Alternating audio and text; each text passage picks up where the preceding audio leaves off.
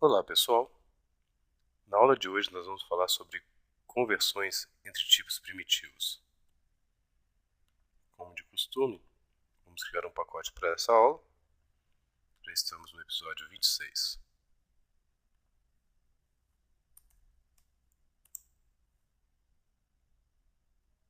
Eu vou procurar aqui no nosso resumo a seção sobre tipos primitivos.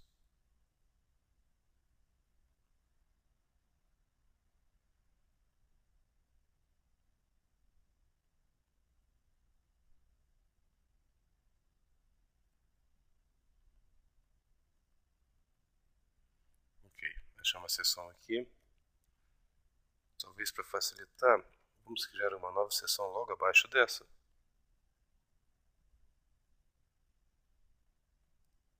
Chamado de conversão entre tipos primitivos.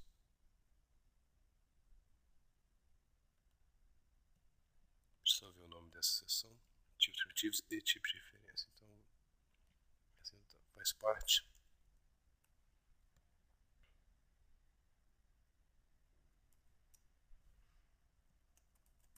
Conversão, também conhecido como coerção, do inglês casting, no nosso caso, de tipos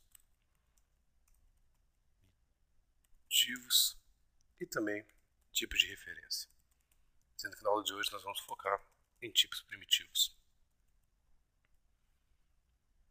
Então, nós já vimos até o momento que nós temos 8 tipos primitivos na linguagem, sendo 4 para números inteiros, que é o byte, short, int, long, 2 para números reais, que é o float e double, temos também o char e o boolean.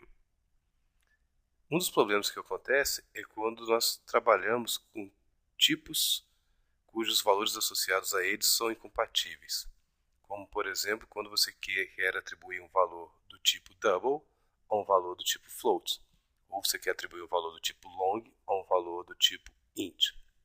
Como nós já vimos, a diferenciação entre esses tipos primitivos numéricos ele se dá pelo número de bits que cada um representa em memória, ou seja, pela faixa de valores que cada tipo consegue armazenar.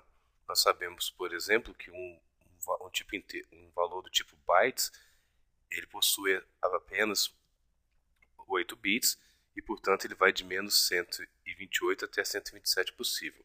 Ou seja, querer atribuir, por exemplo, um valor do tipo int, cujo valor seja 65.000 dentro de um byte, eu não vou conseguir, porque depois eu perderia precisão, pois nem todos os valores possíveis para um tipo inteiro podem ser atribuídos para um valor do tipo bytes. Então nós temos que ter cuidado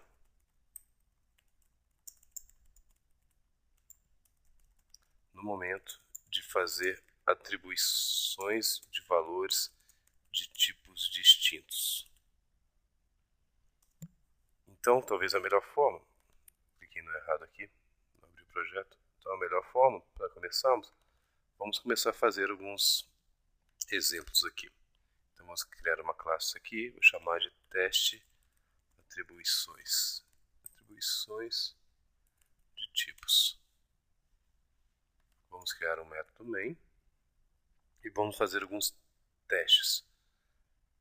Vamos criar uma variável do tipo long, vou chamar variável long e vamos atribuir um valor para essa variável, para uma variável long 1. E vamos atribuir um valor, por exemplo, 45. Lembrando que quando eu digito um número, esse número, sem casas decimais, por default, ele é um int. Se eu quiser falar que esse valor é um long, eu tenho que colocar um L na frente, um L maiúsculo ou um L minúsculo. Nós não recomendamos o L minúsculo por ser muito parecido com o número 1. Então, eu gosto de colocar um L maiúsculo. No meu caso, eu estou querendo atribuir um valor 45, que é long, para uma variável do tipo long. Então, essa declaração ok, pois 45 é long e a variável foi definida como sendo long. Vamos criar uma variável agora, vou chamar de var int1. O que acontece, por exemplo, se eu quiser atribuir a minha variável long1 para dentro do meu int? vocês podem perceber que eu já tenho um erro de compilação. Vamos ver qual que é o erro aqui. Possível perda de precisão. Ele encontrou do lado direito uma variável do tipo long, sendo que era necessário no lado esquerdo uma variável do tipo int. Isso acontece porque o compilador não confia que você está jogando um valor que seja compatível com o valor do tipo int.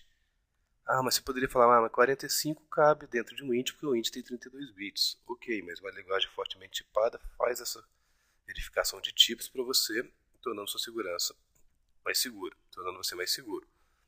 Mas se você quer realmente, você tem a certeza de que essa variável ela cabe dentro de um int, você, programador, tem que dizer isso para o compilador. Basta fazer um casting. Para fazer um casting, basta eu abrir parênteses e colocar o tipo de destino que eu quero para que seja convertida essa minha variável, no meu caso, essa variável long. Então eu quero fazer um casting para int. Repare que o erro de compilação some. Então o que eu estou dizendo? Eu sei que essa variável aqui é do tipo long. Eu quero jogá-la dentro de um int. Então se eu quero fazer isso, eu estou assumindo a responsabilidade de fazer essa conversão e antes de atribuir.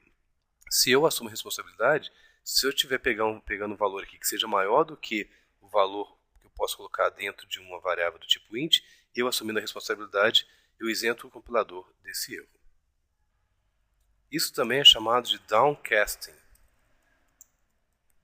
que é quando eu faço um casting, conversão de cima para baixo. É quando eu faço uma conversão de um tipo maior para um tipo menor em número de bits. Nós temos também uma possibilidade, seria, vamos supor, upcasting, seria uma conversão para cima.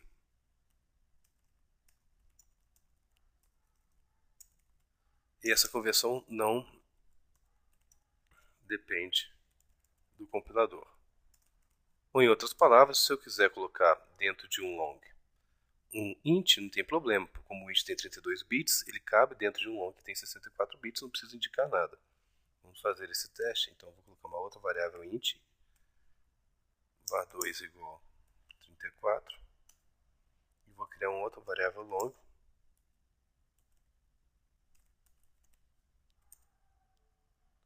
e vou jogar para dentro dessa variável o meu var int2.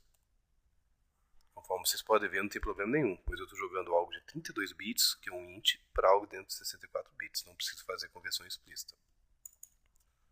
Da mesma forma aqui, eu estou fazendo atribuição direta de uma variável para dentro da outra, eu posso atribuir diretamente meus literais para dentro das minhas variáveis. Então, posso ter uma variável, por exemplo, var int3, recebendo o número 55. Ok.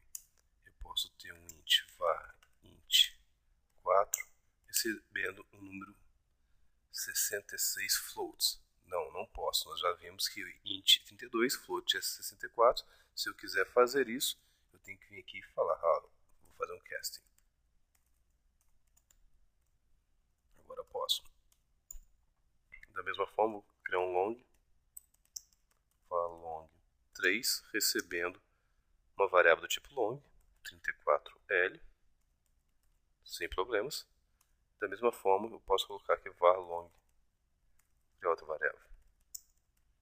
Var long 4 vai receber uma variável do tipo int, por exemplo, 45, um valor do tipo int, sem problema nenhum, porque eu estou atribuindo algo de 32 bits para algo de 64 bits. Conversões para cima não são necessárias de serem feitas explicitamente. Com relação ao número de pontos flutuantes, vou maximizar aqui para vocês, para facilitar. A regra basicamente é a mesma. Se eu quiser atribuir um float para dentro de um double, sem problema nenhum, porque um float tem 32 bits e um double tem 64 bits. Consequentemente, o número de 32 bits cabe dentro do número de 64 bits. Mas, se eu quiser atribuir um valor do tipo double para um valor do tipo float, eu tenho que fazer o casting explícito, pois eu estou tentando colocar um número de 64 bits dentro do número de 32 bits, então eu tenho que assumir a responsabilidade caso eu tenha uma perda de precisão dentro dessa conversão. Então, vamos usar um exemplo. Vamos criar um double, var double 1, vamos colocar uma variável qualquer, 34.56, por exemplo.